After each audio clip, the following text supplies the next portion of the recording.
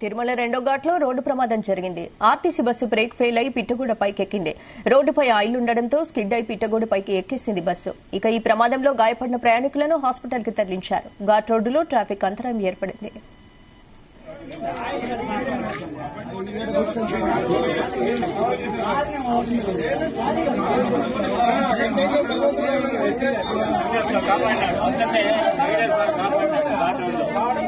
ఏమైంది పెద్దనా? ఫెయిల్యూర్ అయినట్టు ఉంది. బ్రేక్ ఆయిల్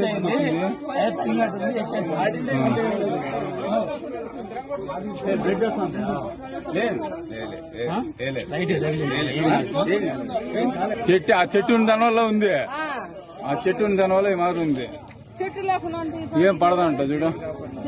దేవుడు ఏడుగురు స్వామి కాపాడినాడు. పెద్ద అయినా కాపాడినాడు. అవును.